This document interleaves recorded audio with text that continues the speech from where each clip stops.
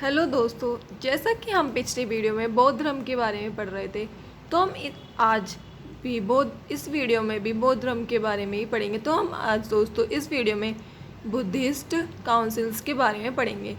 तो जो Buddhist council थी, सबसे पहली वो 483 BC में हुई थी, जो कि राजगृह में हुई थी। और जब उस किस रूलर के उसमें हुई थी, रूलर था अजातशत्रु। और ये हर यान का डायनेस्टी का रूलर था। तो दोस्तों ये जो फर्स्ट काउंसिल हुई, इसमें क्या वर्क हुआ था, इसमें दो पिटकों को बौद्ध धर्म में जोड़ा गया था। पहला था सुत्त पिटक और दूसरा विनय पिटक। तो दोस्तों जो दूसरी काउंसिल हुई थी वो 383 BC में हुई थी, जो कि वैशाली में हुई थी। रूलर था दोस्तों काल अशोका। ये शीशुंग का शासक था। और दोस्तों इसने जो बौद्ध धर्म के फॉलोअर्स थे उनको दो पार्ट में डिवाइड कर दिया था। पहला स्थाविर, दूसरा महासंघिक। तो दोस्तों जो थर्ड काउंसिल हुई थी वो हुई थी 251 BC में, जो कि पाटलिपुत्रा में हुई थी। अशोक था अशोका। और दोस्तों ये अशोका के शासनकाल में हुई थी। ये मौर्य डायनेस्टी का शासक था। और दोस्तों इस काउंसिल में जो वर्क हुआ था वो था बौद्ध धर्म में दोस्तों जो तीसरा पिटक जोड़ा गया था अभिनधम्म, वो इसी काउंसिल के दौरान जोड़ा गया था। और दोस्तों बौद्ध धर्म में जो चौथी काउंसिल हुई थी वो 1st सेंचुरी में हुई थी, जो कि कश्मीर में हुई थी। और राजा था कनिष्क। और दोस्तों ये कुषाण का राजा था। और इसमें वर्क हुआ था, जो बौद्ध धर्म था उसको दो समाजों में बांट दिया गया था। पहला हीनयान, दूसरा महायान। तो दोस्तों अब हम देखेंगे कि हीनयान कौन थे और महायान कौन थे। तो दोस्तों जो हीनयान थे यह मूर्ति पूजा में विश्वास नहीं करते थे। और दोस्तों जो महायान थे ये मूर्ति पूजा में विश्वास करते थे। और दोस्तों हम आगे देखेंगे जो हीनयान थे ये गौतम बुद्ध को केवल मनुष्य मानते थे। और दोस्तों जो महायान थे ये गौतम बुद्ध को अपना भगवान मानते थे। तो दोस्तों बौद्ध धर्म यहाँ पर ही ख़त्म होता है। अब हम पढ़ेंगे आगे जैनिज़्म के बारे में, जैन धर्म के बारे में। तो दोस्तों हम जैन धर्म में देखते हैं कि जैन धर्म में दोस्तों 24 तीर्थंकर थे। जो सबसे पहले तीर्थंकर थे वो थे ऋषभदेव। ऋषभदेव के दो पुत्र थे, जो कि बड़ा पुत्र था भरत और दूसरा पुत्र था गुमतेश्वर। दोस्तों इसे बाहुबली भी कहते थे। इसकी एक मूर्ति है जो कि श्रवणबेलागोला में है, जो कि कर्नाटका में है। और दोस्तों जैन धर्म के जो 23 तीर्थंकर थे वो थे पार्श्वनाथ। पार्श्वनाथ की मृत्यु दोस्तों जब ये 100 वर्ष के हो गए थे तब हुई थी, जो कि संवेद पर्वत पर हुई थी। और दोस्तों महावीर स्वामी जो थे उनके जन्म लेने से 250 वर्ष पहले हुई थी। महावीर स्वामी के बारे में हम आगे पढ़ेंगे, ये कौन थे। दोस्तों जो पार्श्वनाथ थे उन्होंने जैन धर्म में 4 महाव्रत दिए, जो थे सत्य, अहिंसा, अस्तेय जो कि चोरी न करना, अपरिग्रह।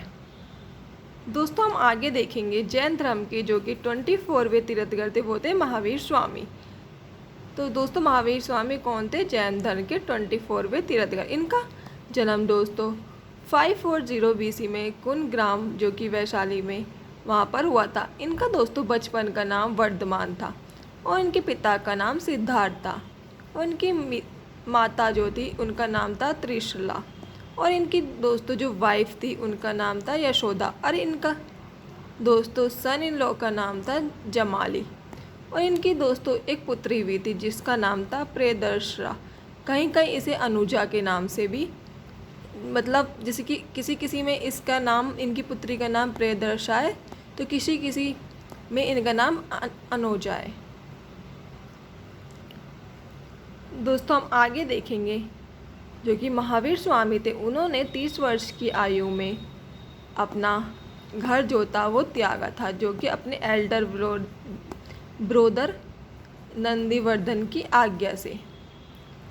और दोस्तों हम आगे देखेंगे जो इनकी सबसे पहली मुलाकात हुई थी घर त्यागने के बाद, वो थे मखली घोषाल। इनकी सबसे पहले मुलाकात मखली घोषाल से हुई। और दोस्तों मखली घोषाल ने एक न्यू रिलीजन यानी नए धर्म की स्थापना की थी, जो था आजीवक संप्रदाय। आजीवक संप्रदाय की स्थापना किसने की थी? मखली घोषाल ने।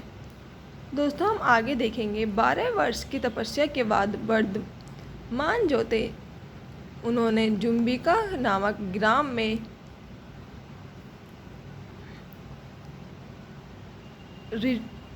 रजुपालिका नदी के जो कि साल वृक्ष था उसके तट पर महाज्ञान की प्राप्ति की थी, साल वृक्ष के नीचे।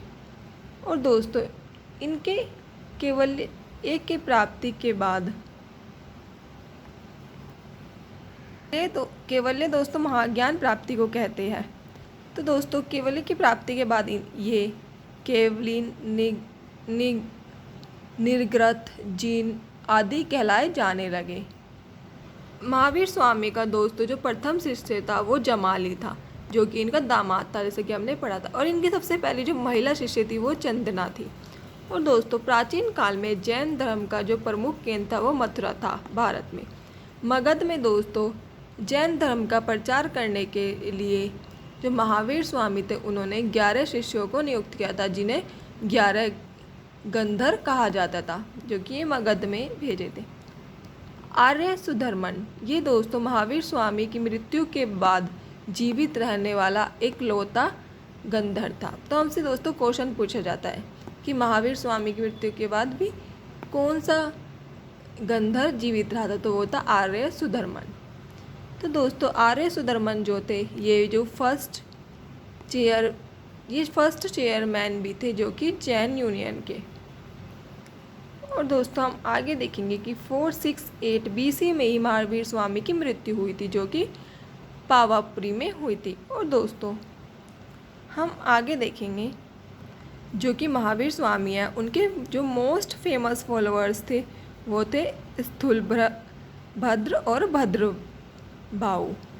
तो दोस्तों इस वीडियो को देखने के लिए धन्यवाद। इससे आगे हम नेक्स्ट वीडियो में पढ़ेंगे। तो ये वीडियो आपको कैसी लगी लाइक करके ज़रूर बताएं।